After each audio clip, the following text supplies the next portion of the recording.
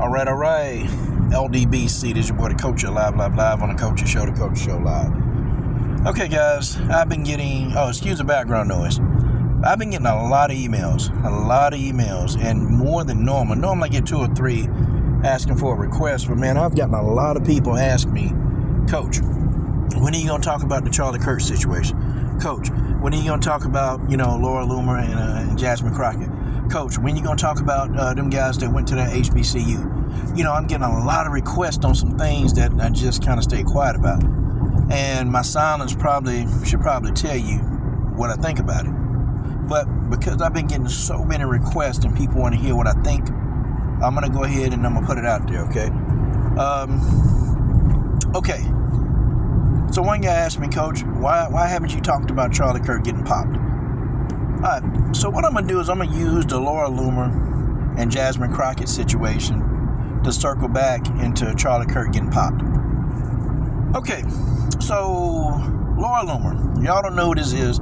I really didn't know who she was until, I started, somebody posted the racial rhetoric that she put on X. Okay. And she called Jasmine Crockett a ghetto black bitch. Now, when you use the word ghetto, okay, you use the word ghetto and you combine that with a black person, when you use ghetto and black in the same sentence, your intent is to be racial, okay? Your intent is to be racist. There's nothing else about it. You can't cover this up.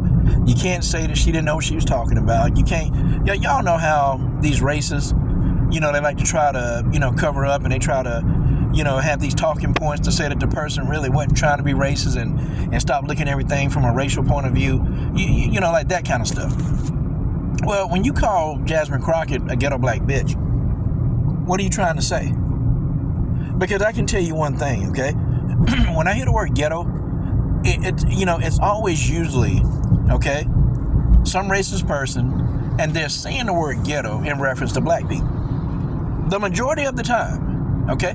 I don't hear people talking about, ghetto, Irishmen, okay? I don't hear people talking about ghetto Asians. They don't use that. And rarely, sometimes, you might hear Latinos, like somebody calling somebody ghetto. But to be honest, the number one race that's in conjunction with the word ghetto is black people. And when a person, and Lara Loomer, she said it, because a lot of times they'll just say ghetto, but they won't include the black. Well, Lara Loomer said ghetto and black. So she's not hiding. She's not hiding who she is. Okay, her intent was to be racist. And moreover, Lara Loomer, she doubled down on the racism. She doubled down. She responded. She said, listen, I got to be careful because Jasmine Crockett might have some peeps, or, she might, go get somebody else black to put a cap in my ass. Now, she doubled down on the racism. But here's what I find real interesting, okay? I don't see these MAGA supporters. I don't see them, not condoning this. I don't see these MAGA supporters going after Lara Loomer. Okay, I don't see that. If anything, many of them, if you go read the comments, they're celebrating and congratulating Lara Loomer for her comments towards Jasmine Crockett. They're celebrating. So it's crazy. And when I first looked at Lara Loomer, I said, wait a minute.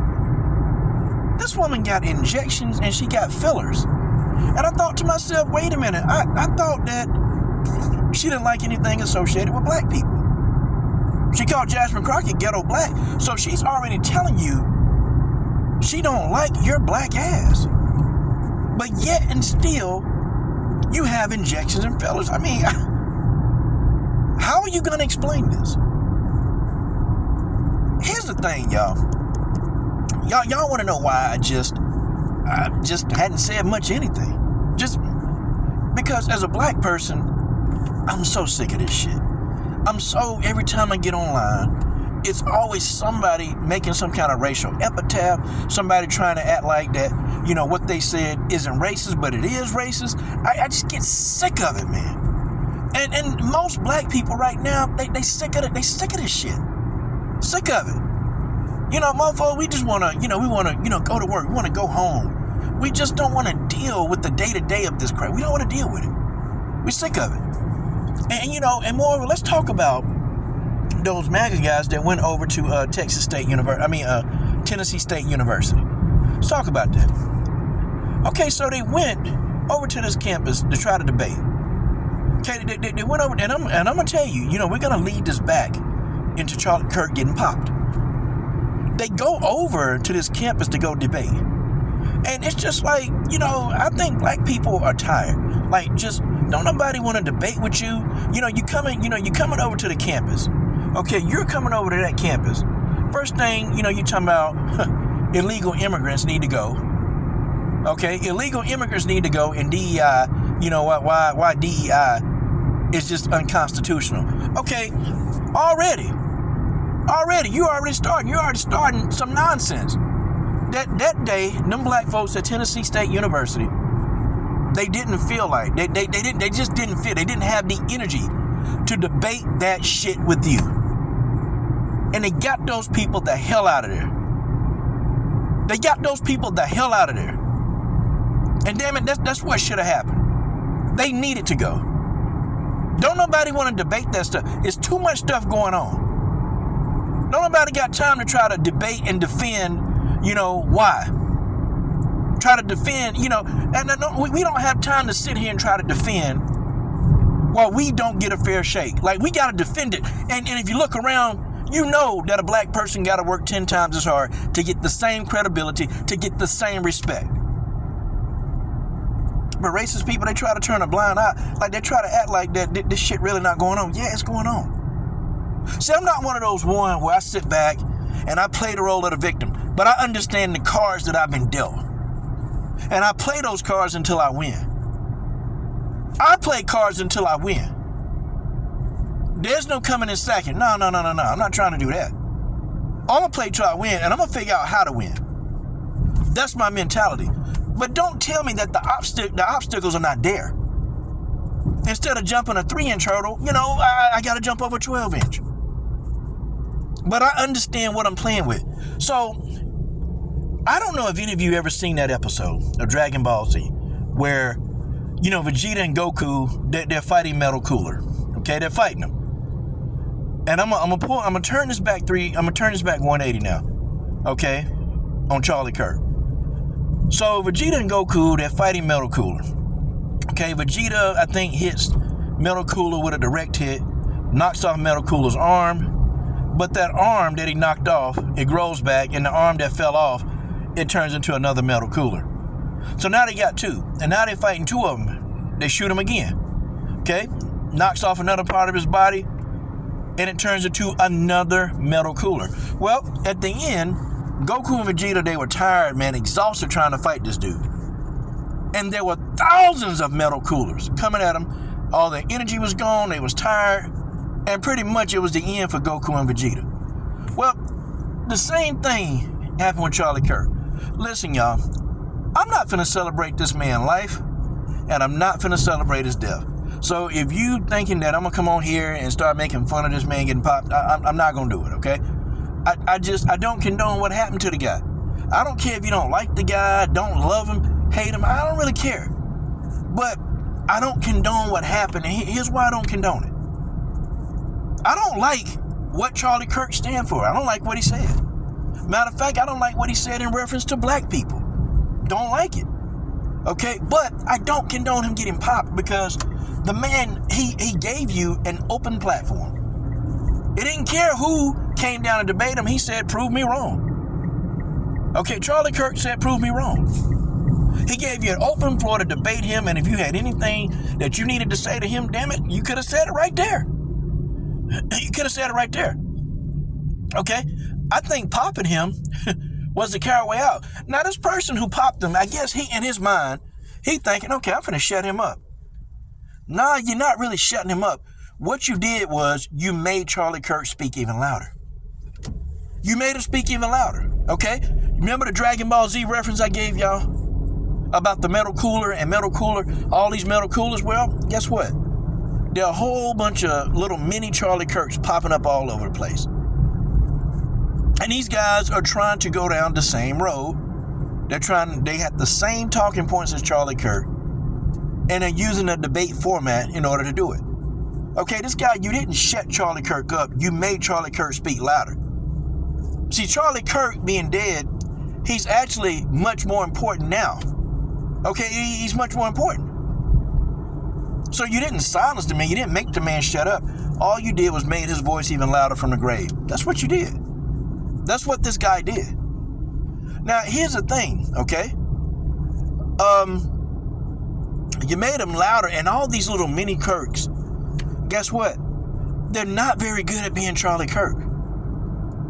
They're not very good at Charlie Kirk. I don't respect Charlie Kirk, but one thing that I will say about the guy, he went damn near, he tried to go damn near everywhere to debate people. He tried to. Okay, I mean, and these guys, they went to an HBCU. Now, let me tell you why they went.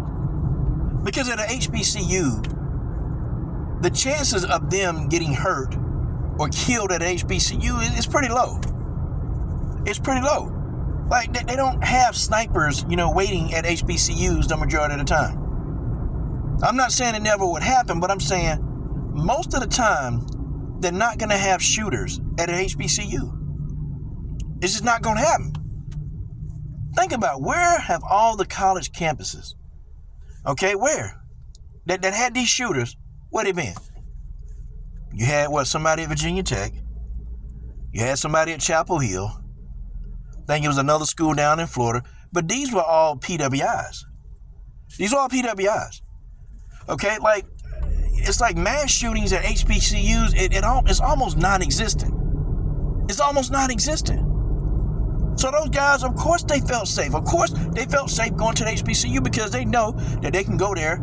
Okay, they don't even go and try to get a permit. They don't go and try to talk to anybody about having permission to be on campus. They know they ain't got to do that. They know they can just come in there, set up their stuff, and do what they do at a black school. Now, if it was a PWI, you got to go through some legal channels to get on that campus to do what you're doing. Okay, you got to go through a bit of things to do what you got to do. But at a black campus, you really don't have to do all of that. Most HBCUs, you don't even have to go. You can just walk on campus. The majority of them, you can just walk on campus. But I think at this HBCU, they were tired of it. And the people that's trying to be Charlie Kirk, they're not doing a good job of it. They just not. And it's like their vocabulary, they just suck. And I'm looking at, man, these people, these are like 20-something-year-old adults. And it's like they got the vocabulary of a third grader. They're not articulate. At least Charlie Kirk could enunciate the words, and at least he can make you dislike them. These guys, we know that they pretending. We know that they're trying to be somebody that they're not. They can't be Charlie Kirk. But I tell you what, it's going to be enough of these mini Kirks, okay, that they're going to try to pick up the legacy. Okay? They're going to pick up the legacy. But see, I don't think they're going to go and get all the smoke. I don't think they're going to get all the smoke. Because Charlie Kirk even said, his life in danger. He knew that his life was in danger.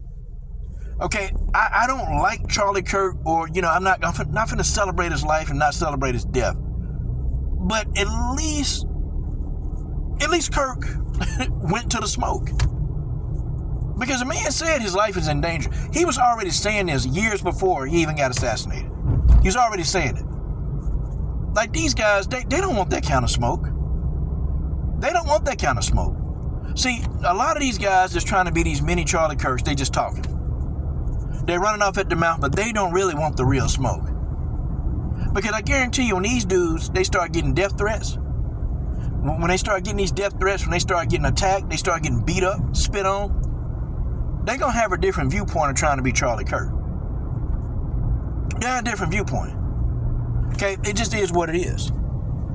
And now, all of a sudden, okay, you can't even disagree with what Charlie Kirk said. You can't even dislike what he said. Because now, all of a sudden, people want to cancel him. And here's what I want to understand with these MAGAs, right? I want to understand. So basically, y'all can say, well, you can't compare Charlie Kirk to George Floyd. You can't, because George Floyd was a criminal. Because people will say, well, George Floyd, had a daughter. Oh, but he was a criminal. So, okay, I'm going to get this right. So a daughter don't deserve her daddy because he's a criminal. Like, I never understood that with the MAGA mindset. I just never got it. So Charlie Kirk, he wasn't a criminal. Okay, he had a wife and daughter. And so we're supposed to, have sympathy, right? But we can't have sympathy for George Floyd. I don't get it. Why? Why? His daughter lost her dad? Why?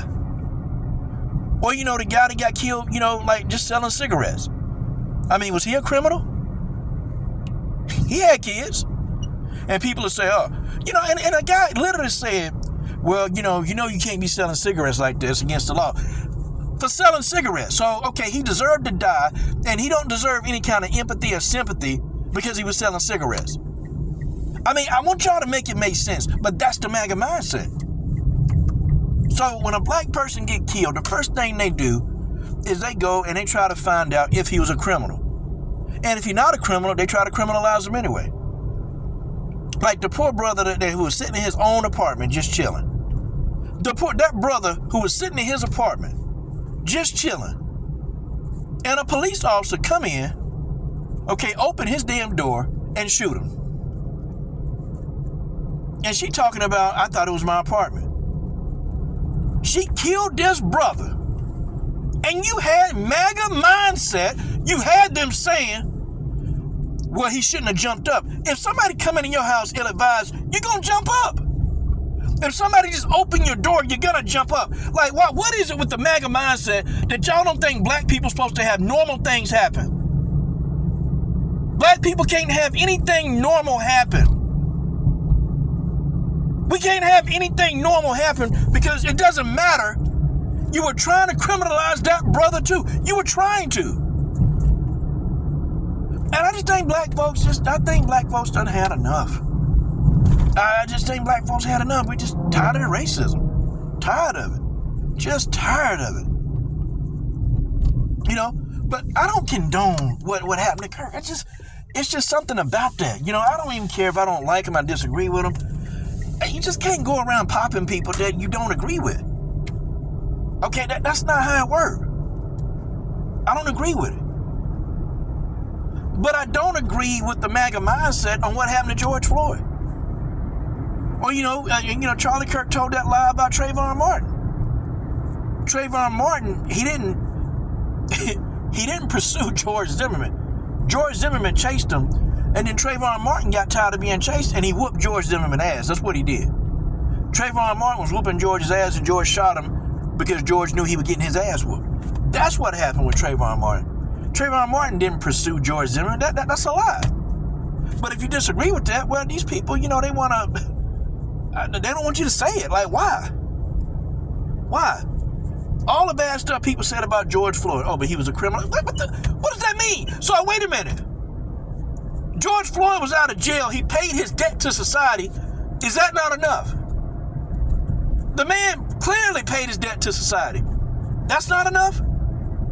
He still deserved death? It's like, I don't understand. It's like when Trump got elected, man, things got worse. And I'm talking about it's like a lot of people are bold now. And they outwardly racist. They come right out and just say it. They bold. Literally. I got friends who are conservative. And I got conservative friends that don't even like what's going on. I got people that I kick it who conservative, and they want no parts of what's going on with this MAGA mindset. They don't want no part of it. Because they know that the whole scenario is effed up. It's effed up. Charlie Kirk was who he was. He was who he was. Okay? I mean, the far right, they used him. They used him. And they finna use him now. Oh, they finna use Charlie Kirk up. Okay, now that he's deceased, they're going to use this man like he's never been used before. That's what they're gonna do. I mean, folks, it really, really, really is sad that this is where the country's going. It's real sad. It's sad the way that this is where it's going. And folks, it's just gonna get worse. Folks, it's gonna get worse and worse and worse. It's just what it is. And then, when Kirk got assassinated, it's like, okay, HBCUs having bomb threats? Like, what the hell? Wait a minute. What did the HBCUs do? Wasn't no black folks in Utah that day. I'm trying to understand that mindset. I'm trying to understand it. No, these jokers, they're attacking black folks. For what? Bomb threats. What did black folks do? I mean, tell me, what's the deal? And it's like, you can tell. And it's like, these folks was hoping that it was a person of color. Man, they was hoping for it. So they can start this whole idea of a civil war. And folks, I've seen people online with MAGA hats talking about Donald Trump. Please, okay, give us the okay to cleanse the land. And y'all know what they mean when they say cleanse the land, right? Y'all know what they mean. What they mean is go and let's kill all people that don't look like me, don't look like them. You go online. You can find, a lot of videos of supporters of MAGA saying, Donald Trump, give us permission to cleanse this land. Now, okay, Trump isn't going to do that. I don't think he would do that. But could you imagine if Donald Trump said, okay, I'm giving all my followers permission, go cleanse this land. I'll pardon you. Do you know what would happen? Like, do you physically know what would happen if these people got the okay to cleanse the land? It's going to be a war. It's going to be an immediate war. It's going to be an immediate war. All the cities were shut down. Okay? It'll be so much bloodshed. So much. But you know what happened too? If that were to happen and these people decided to, okay, I want to cleanse the land, I think many of them will meet a brutal end. Because there's more people that's rejecting this than people that's accepting it. There are more people that's rejecting this, man, rejecting that kind of ideology. And I think a lot of people are going to fight back from that. Me, I'm one of them. You want to cleanse the land, you're going to have to work really hard to clean me. You're going to have to work very hard. Okay, it's not going to be easy. Okay, I'm going to make you work to try to erase me. I'm going to make you work for it. But you got people online saying, Donald Trump, please give us permission to cleanse this land. Just give us permission to cleanse the land. Like, what? But a lot of these people with the MAGA mind, they've lost their mind. Like, they've lost their complete mind. And these people, they're on a path of no return. There's no coming back from them. Like, they really got in their mind almost like they're a sleeper cell. Okay, I'm just waiting on President Trump to give the okay. And boy, watch me go to work. I can tell you watch your back, it ain't gonna matter because anybody can get got. Anybody can get got. But this whole thing, I just think that black folks as a whole, I think black folks just kind of tired, man, of dealing with this stuff, this rhetoric. Tired of it. I have to take long breaks from online. I do, because it's so toxic, man. It's so toxic. And I get tired of seeing the racist BS every day. I just get tired of seeing it. And it's like, hate, man. That's all you see is hate. That darn hate, man, start getting into your soul, man. And then you just start having, temperament, man. Like, wait a minute. Why am I crashing out? Oh, you know what? I need to stop spending so much time online. Like, seriously. And I notice, too, when I take 2 or 3 days away from being online, when I take a couple days away, it's like my mental health and my stability is just amazing. I sleep better. I feel better. It's just everything. I'm not, clouding, putting all that stuff in my head. But, Lara Loomer, she's going to be excused. Okay? She's going to be excused. All the racist stuff that these people are saying about black people, ain't nobody going to hold them accountable. It's the same thing. I can go longer on this video. I'm just not, y'all. It's just, Coach, I'm like a lot of black people. I'm tired of the same rhetoric. I'm sick of it. Like, I swear, I was telling my old lady, we got to find a way to get up out of here, man. We got to put together enough money to get up out of here. Like, it can't be like this every day. It just can't. It's like, I feel like I'm in some kind of, like, a nightmare. I feel like I'm in a never-ending nightmare. 9 months in the office, y'all, and this is what we got.